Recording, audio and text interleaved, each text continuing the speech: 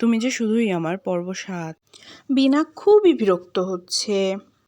অনেক কাজ আছে যেগুলো তার মাথার উপর দিয়ে যাচ্ছে। সে তার সর্বোচ্চ চেষ্টা করছে সেই কাজগুলো দ্রুত শিখে নেওয়ার, কিন্তু সে মনোযোগ দিতে পারছে না কাজে, কারণ তার চারপাশের মানুষরা কিচমিচ শব্দ করছে, কেউ ফোনে কথা বলছে, কেউ কাজ থুয়ে আড্ডা দিচ্ছে।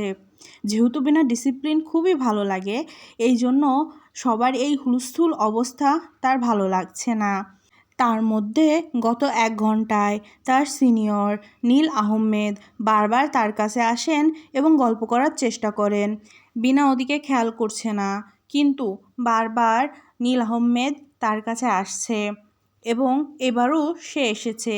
এসেই মজার ছলে বলে উঠলেন, আরে মিস বিনা, এত সিরিয়াস হচ্ছেন কেন? আসেন একটু গল্প করি। বিনা তার দিকে তাকালো এবং দেখলো মিস্টার নীল তার ৩১টি দাঁত বের করে হাসছে। ৩১টি কেন? তার নিচের মাঝের দাঁতের একটা মিসিং। বুলবুলি আপা তাকে বলেছিলেন। মিস্টার নীলের বউ যখন নাকি জানতে পেরেছিল মিস্টার নীল অন্য মেয়েদের দিকে লাইন মারে, তখন নাকি তার বউ এক ঘুষিতে তার একটি দাঁত উড়িয়ে দিয়েছিল। বিনা সেই কথা শুনে তখন হাসি পেলেও এখন সে মিস্টার নীলের দিকে অগ্নিদৃষ্টিতে দেখছেন। তার মনে হচ্ছে সেও যদি মিস্টার নীলের আরেকটা দাঁত নিজে ভাঙতে পারত। মিস্টার নীলকে কিছু বলতে যাবে, তখনই রিয়াজের পিএ তাজমুল বিশ্বাস মিস্টার নীলকে ডেকে রিয়াজের কেবিনে নিয়ে গেলেন। মিস্টার নীল ৫ মিনিট পর রিয়াজের রুম থেকে বের হলেন। তার মুখ দেখে এমন মনে হচ্ছিল যে কোনো ব্যক্তি যেন তার বেঁচে থাকা ৩১টি দাঁতও ভেঙে দিয়েছে। সবাই মিস্টার নীলকে ঘিরে বিভিন্ন ধরনের প্রশ্ন করতে শুরু করেছে তাকে।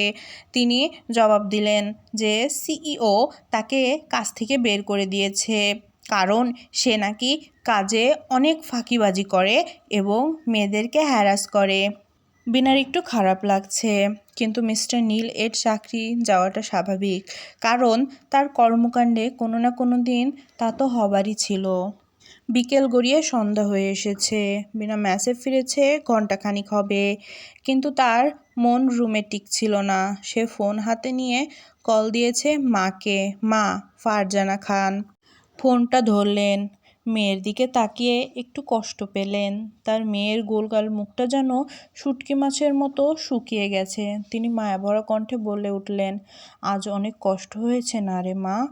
মায়ের এমন কথা শুনে বিনা একটু নিজেকে স্বাভাবিক করে নিল এবং বলল, কাজ করলে একটু ক্লান্তি অনুভব হয় আম্মু, এটা ছাড়া আর কিছুই না। মায়ের সাথে কিছু কথা বলেই বাবা জয়নুল আবেদিন খান তার সাথে কথা বললেন। তার বাবা এখনও একটা এনজিওতে ভালো পোস্টেই চাকরি করেন। বাবা বললেন, কোনো কাজ না বুঝলে আমাকে বলো, আর তোমাদের সিওকে আমি চিনি। বিনা অবাক হয়ে বলল, কিভাবে? তার বাবা উত্তরে বললেন, তোমাদের সিইও এর বাবা যে কোম্পানিতে চাকরি করত, সেই কোম্পানির সাথে অনেক বছর আগে আমাদের এনজিও একটি প্রজেক্টে একই সাথে কাজ করেছিল। সেই সুবাদে ওনার সাথে আমি ৬ মাস কাজ করেছিলাম, সেখান থেকেই পরিচয়। বিনা প্রশ্ন করে উঠল, তুমি কিভাবে জানো যে আমাদের সিইও ওনার ছেলে? বিনার বাবা উত্তর দিলেন, তুমি তো জানো আমাদের ফ্যামিলি কোনো কাজ করতে গেলে তোমার বড় কাকু সেই বিষয়ে খবর নেন। উনিই আমাকে তোমাদের সিইও এর বিষয়ে বলেছিলেন। বিনা একটু অবাক হয়েই তাকিয়ে আছে। তার বড় কাকু আরিফুল ইসলাম খান একজন নামকরা পলিটিক পার্সন। সে জানে যে তার বড় কাকুর অনেক নেটওয়ার্ক এদেশে ছড়িয়ে ছিটিয়ে আছে, তাই বলে কি একেবারে সিওর ফ্যামিলির হাড়ির খবর টেনে বের করতে হবে? বিনার ছোট বোন সুমাইয়া খান মিমি বোনকে থ মেরে বসে থাকতে দেখে কলের মধ্যেই ডাক দিল। বিনা বোনের ডাক শুনে ঘোর থেকে বের হয়ে ফোনের দিকে তাকালো। মিমি তার দাঁত বের করে হেসে ভুরু নাচালো। বিনাও সেটা দেখে হাসা শুরু করলো। বোনের সাথে কথা বলে ফোন রেখে দিল বিনা।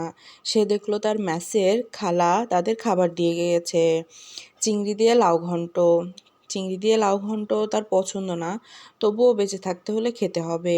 সে খাওয়া শুরু করলো।